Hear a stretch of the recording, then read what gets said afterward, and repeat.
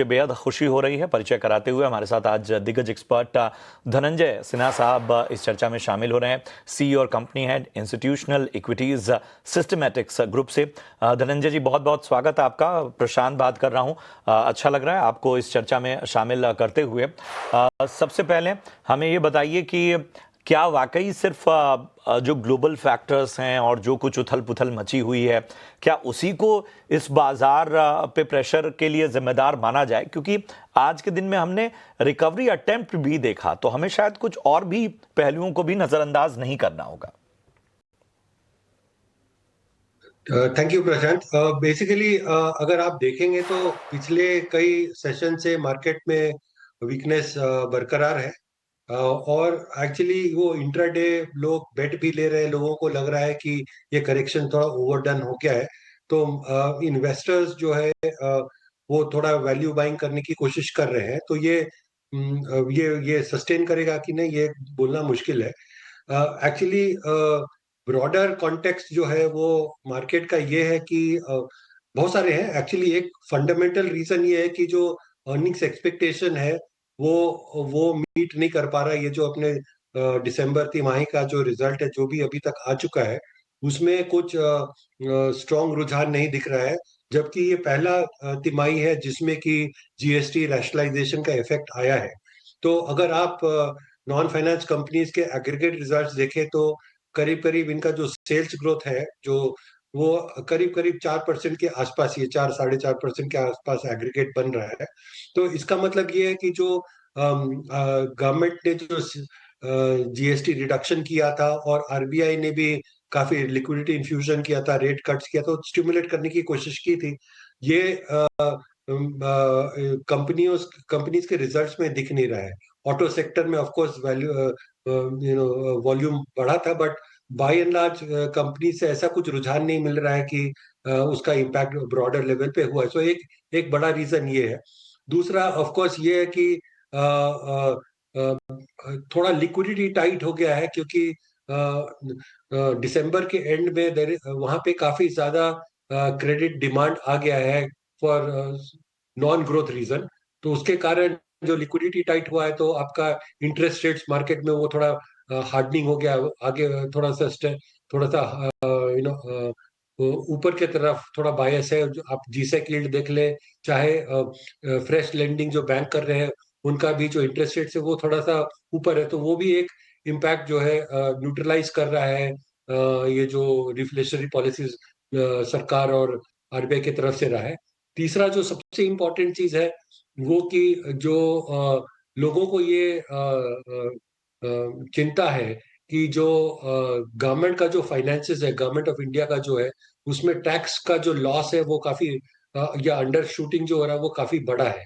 हमारा अनुमान है कि अगर आप देखें नवंबर तक जो नंबर आया उसमें जो tax collection government of India का है वो -3.5% है, जबकि इनका एस्टिमेट 11% के आसपास था। और ग्रॉस टैक्स कलेक्शन भी 3.5% ही है। तो लोगों को ये चिंता है कि सरकार को जो उम्मीद था कि ग्रोथ के हिसाब से टैक्स कलेक्शन आए, वो नहीं आ रहा है।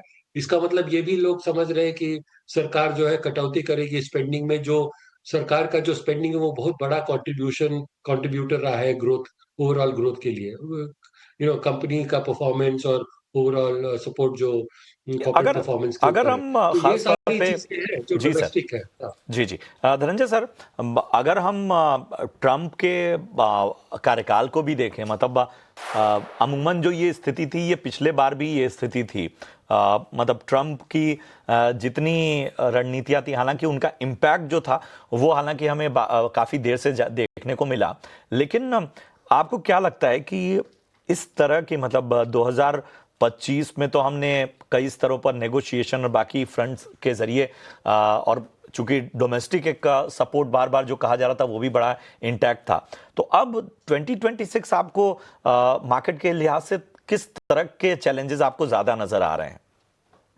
देखिए, जो एक्सपेक्टेशन है, consensus expectation earnings, corporate earnings पे, वो अभी भी काफी ऑप्टिमिस्टिक है। लोगों को ये लग रहा है कि 14 से 15% का जो है प्रॉफिट ग्रोथ आएगा, ईपीएस ग्रोथ आएगा निफ्टी का। वो एक ऑप्टिमिस्टिक सिनेरियो है। तो अगर हम देखें तो पिछले 11 क्वार्टर से जो एवरेज अर्निंग्स ग्रोथ है वो 5-6% ही है। तो जो कंसर्न रहेगा अगले साल के लिए कि जो आपने अनुमान लगाया है प्रॉफिट ग्रोथ का वो बरकरार है कि नहीं। अगर अगर वहां पे डाउनग्रेडेशन बरकरार है और ये जो ग्लोबल फैक्टर्स है वो भी अगर बरकरार है, जैसे कि हम जो ग्लोबल फैक्टर्स ये है कि आपका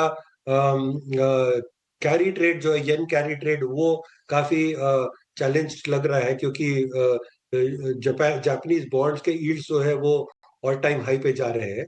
और उसका जो इम्पैक्ट है कि जो लेवरेज ट्रेड जो वर्ल्ड ओवर होता है इक्विटी मार्केट में, क्रिप्टो करेंसीज में, इस पे जो है मॉडरेशन होता है और वैल्यूएशन का भी इम्पैक्ट होता है। और इससे इससे रिलेटेड ये भी है कि क्योंकि ट्रम्प का जो भी पॉलिसीज है वो काफी नकारात्मक है ग्लोबल वर्ल्ड के लिए, इसके कारण वहां से विड्रॉवल भी हो रहा है यूएस ट्रेजरी से और लोग गोल्ड में इन्वेस्ट कर रहे हैं, तो वहां का भी यील्ड बढ़ रहा है। तो इसके कारण जो है रिस्क फ्री रेट बढ़ रहा है, उसका वैल्यूएशन पे खामियाजा दिख रहा है। और I would say in the Indian context अगर अर्निंग्स कम है तो एफआईआई का जो बिकवाली है वो बरकरार है, तो ये भी रिस्क जो है फ्लो के हिसाब से वो भी इंटैक्ट लगता है मुझे इस साल। डोमेस्टिकली जो फ्लो है वो वो रिटेल मनी जो डायरेक्टली आ रहा है म्यूचुअल फंड से आ रहा है वो अब तक तो स्टेबल ही है। तो जो अगर वहां पे अगर इशू आ जाता है तब तब there can be a major problem, but as of now it does look like it is steady. तो वो एक ये बात सेविंग साफ तौर ग्रेस है पर है कि मेरे हिसाब से। जो डोमेस्टिक सपोर्ट है वहां पर एक ऑप्टिमिज्म जरूर नजर आ रहा है और वो एक बहुत बड़े कहीं ना कहीं कह सकते हैं सपोर्ट के तौर पर भी काम कर रहा है। शुक्रिया करेंगे धनंजय सर, हमेशा से बेहतरीन विश्लेषण। थैंक यू सो मच अपना कीमती समय देने के लिए और बाजार पर अपना नजरिया देने के लिए।